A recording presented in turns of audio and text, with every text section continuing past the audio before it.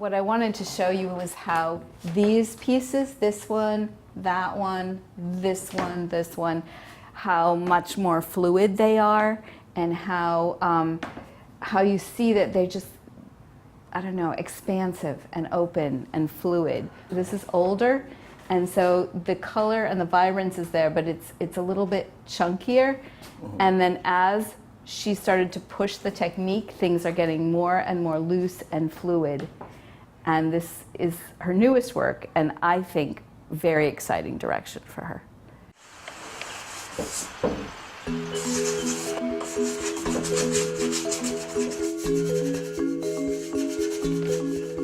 I had, as a young child, growing up in a family, a very creative family of musicians and creatives. My grandmother was, both grandparents who I grew up with were from Italy, and she was a dress designer and my grandfather was a cobbler or a shoemaker. And so the encouragement of a lot of family members, aunts and uncles, were musicians.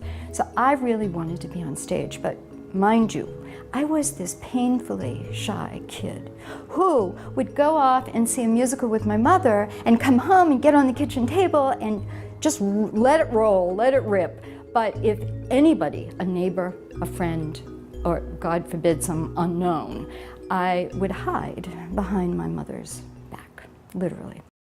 My mother, just the wonderful woman that she was, redirected all that creative energy into art. She thought, well, you know, here's some materials, and watercolors came in, and colored pencils and crayons and all the things you give a kid. Pastels, she got me chalk pastels. And I was about 6 or 7, and I really got lost in that world. I was about 9. My mother, after begging her and being a real pain, telling her, I want to learn about color, I want to work with paints. And she had a fear of paints for a child, and that would be normal. So she, unbeknownst to me, started to look around. And she found a school in Provincetown on Cape Cod, where I grew up. And she got me in the summer. And that was what at the time was called, it still is today though, the Cape Cod School of Art. And it was founded years ago by Charles Hawthorne, who is an American Impressionist. And his protege, Henry Henshey, was the person who was in charge of it, the artist who was running and teaching out of it. So I think my mother had to convince him. I didn't think he liked kids, I didn't think he wanted kids. But I was a different kid, so somehow she convinced him, and I started taking lessons.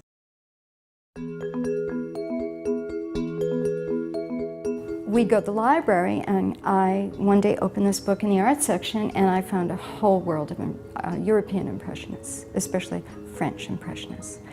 And it was home. I found something I resonated to. And the librarian, I said to her, I'd like to know about schools that these people went to or in France. And through her, she got me some books, and I found L'École des Beaux-Arts. And at about 9 years old, I announced to my mother that that was the school I was going to go to. I started in school studying French as soon as I could, which was in junior high school. And so that was me saying, it's okay, you're going to be able to do this, you just learn this language. So my shyness started to abate as I was in high school, and I started to challenge myself. I challenged myself to get on the stage, to sing. I challenged myself with my art, show it to people, get feedback. So these things really, really helped me. There's one other person, and that changed my life at like 14 to 16 years of age, and that is George Harrison. I cannot do a serious interview without saying that he led the way for me to really open in my heart and my soul, and to find out that this creative energy that I've always had, that I've always wanted to express, is really soul expression. But when it came time to look at going to college, I was really frightened. You know, you had to go through this tremendous testing and orals and just very scary stuff. I don't know what miracle or angel or what happened because I passed. And from being maybe 50 on the list, I went up to number 2, got my full scholarship, and landed in Paris. And thought, woohoo! you know, this is going to be great. And it wasn't great, not at first. So I arrive and I know I have to make good grades to keep the scholarship. And one of my classes is all in French, and it's an art history class. And I can understand words, but the context is fuzzy. I met this fellow student who was French, spoke beautiful English, and he said to me, "You need to meet my mother." And I said, "Okay, all right, she can help you." She was an angel because she set me up with a program at the Sorbonne, which was an immersion French program, 3 months.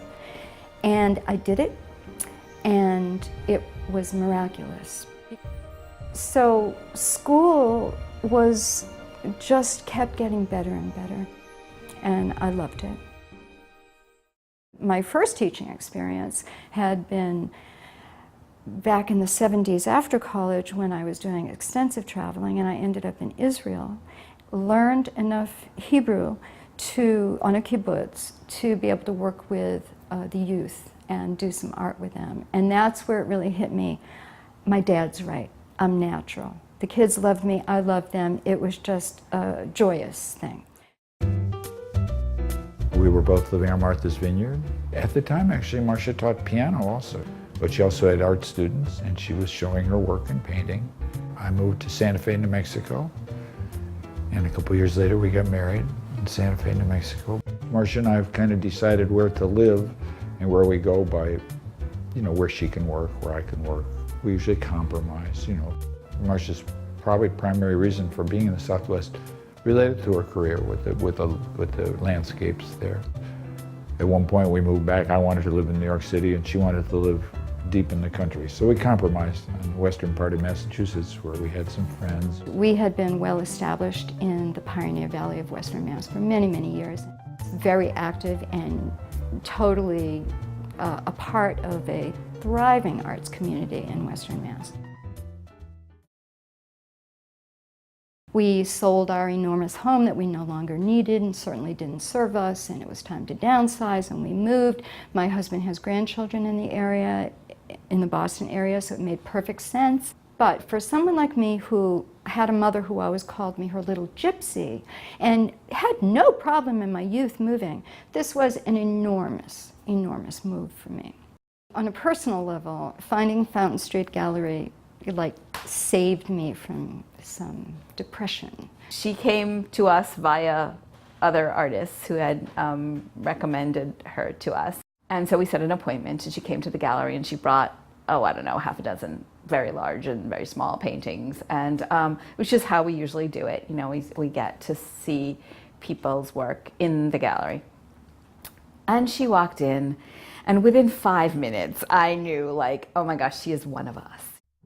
So Fountain Street had been a gallery for 7 years, and through the efforts of the people who founded it, have made it a wonderful, vibrant place.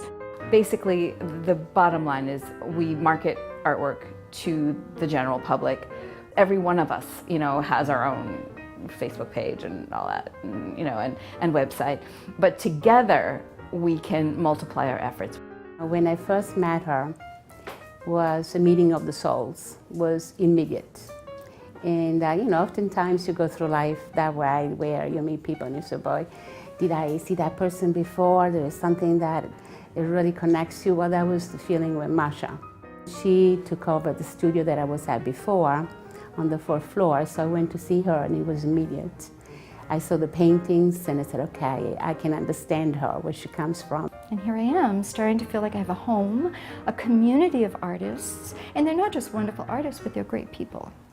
So I'm starting to feel like, me again, and it's showing in my work a lot. So Impressionism is my palette still today, although the work, I would not give it an ism at this point. I don't like to be contained too much.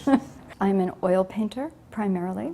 One of my favorite people was Kandinsky. Okay. There are two books I have in my studio at home. One is by Hawthorne, and the other one is by Kandinsky, and they're like my Bibles. So Hawthorne was very practical. This is what you need to understand color and light. This is what you do, this is what you should watch out for. And Kandinsky was, what is the need to produce art on a deeper level? He looked at the spiritual side of art, and that's a lot of who I am. All the colors in the paintings, and it's light and it's energy, and everything seems to always go up, so it rises. It feels, that. So right away, something positive, rather than it doesn't bring you down, it just brings you up. Her art is very global, and today we live in a very global society. Her work speaks to everyone. It doesn't matter what your nationality is, your country. It can be enjoyed by anyone, anywhere in the world.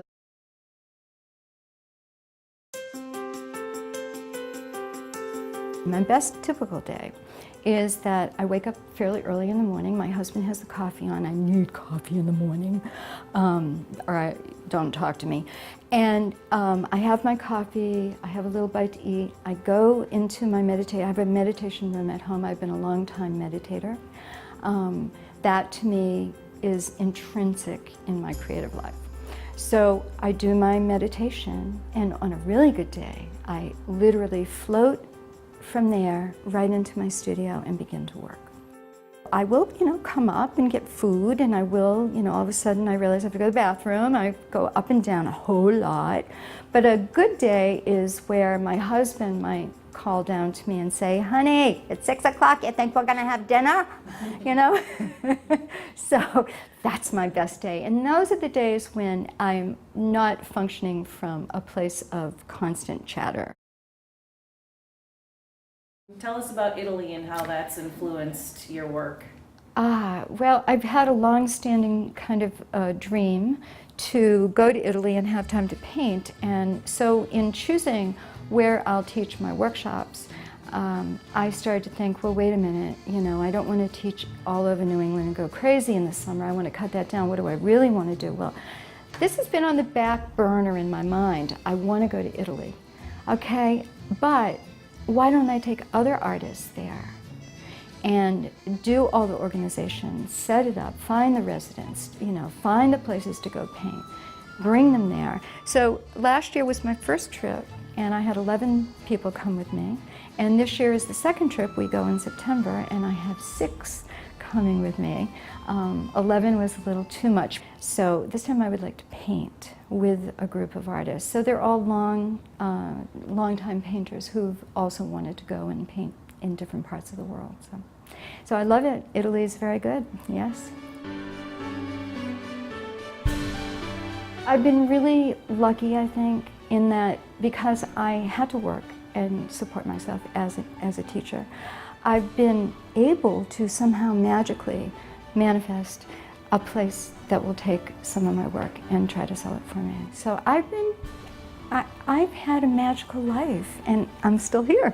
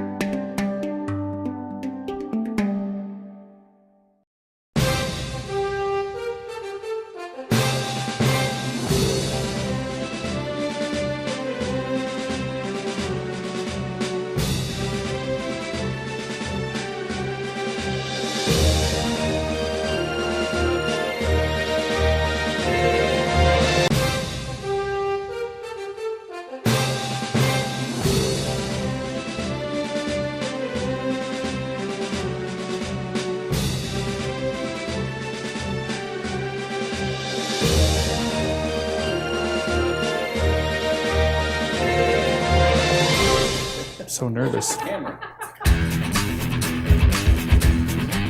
The Masked Blogster. Frank Gross, Gross, like disgusting, aka Frankie G. On the podcast, I'm Minnie Mandy. Kevin Moyers, Moyers, like Bill Moyers, but no relation.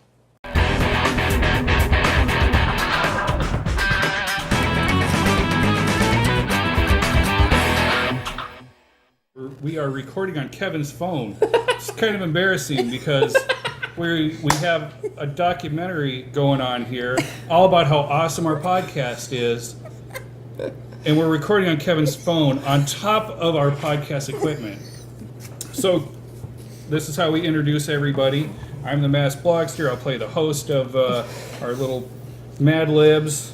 My history with it goes back before Abnormal Entertainment. I was always been a big fan of talk radio. Before I got started, I was downloading shows like Adam Carolla and stuff like that.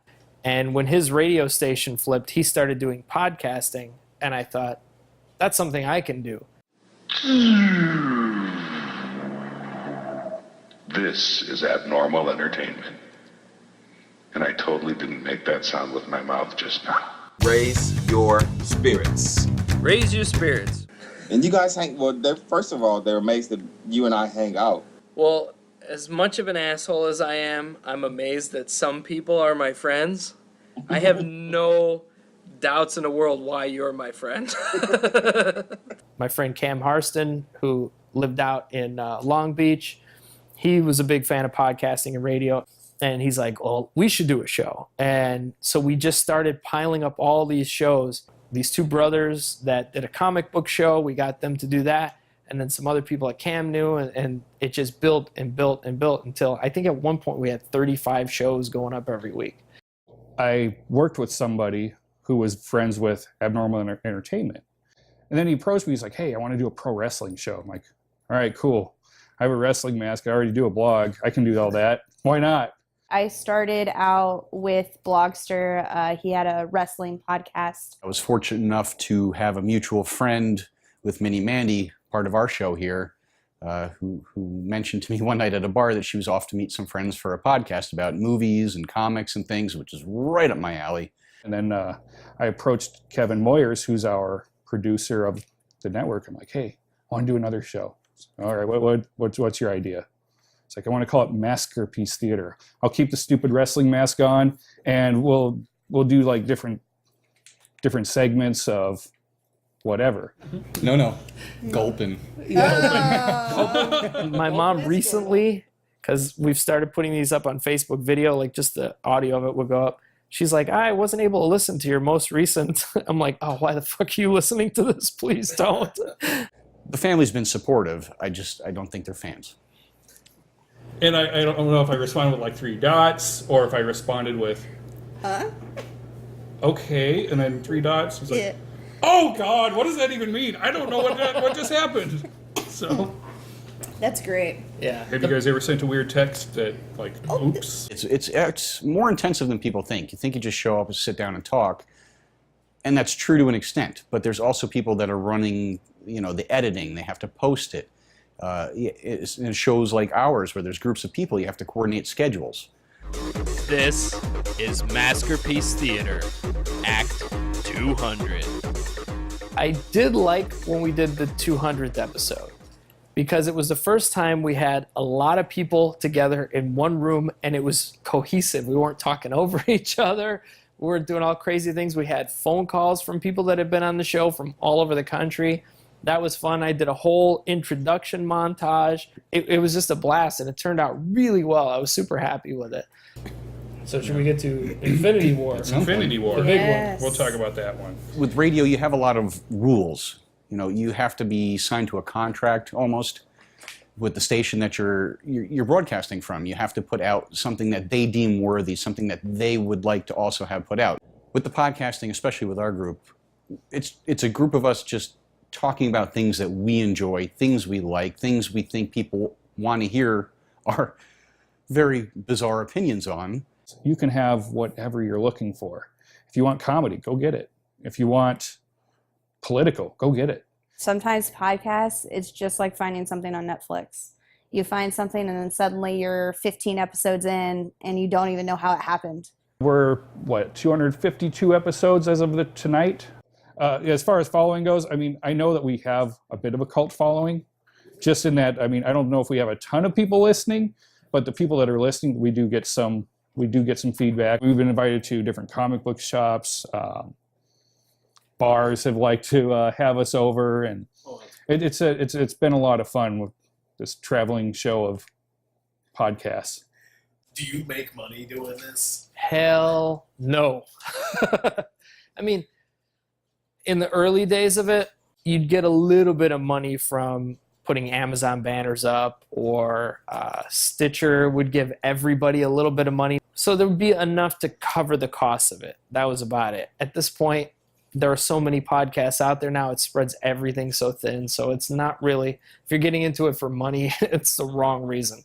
Black Panther was a movie, it seemed like at least half the people that saw it twice. And I'm one of those. Yeah. And I I am not, almost won a third unfortunately. time.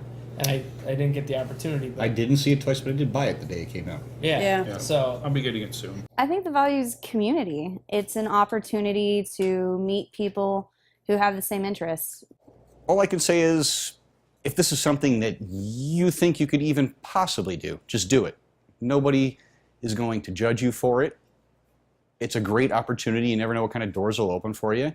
Sit around, have a show, have a conversation with friends. I mean, that's what it's really about. We have fun doing this.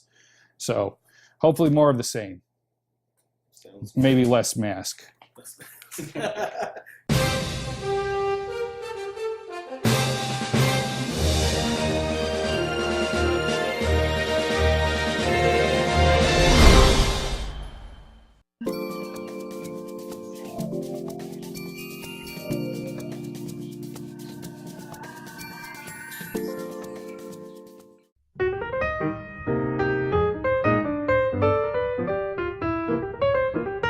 I have been an art advisor, art dealer for many years. I had a gallery in New York City that had been Leo Castelli's space, where he showed Jasper Johns, Andy Warhol. I then also had, at the same time, a vineyard, Martha's Vineyard gallery. And I found that I need to go to people's homes to see how they live, what they like, even if they're not sure what they like in the beginning. So I work privately with people, and that's with people just starting out, which I love, and people that are already established collectors that are looking for specific artists' works. So I came about doing a book on art, the art of collecting, because I've done a lot of fundraising for the Archives of American Art, the Smithsonian Institution.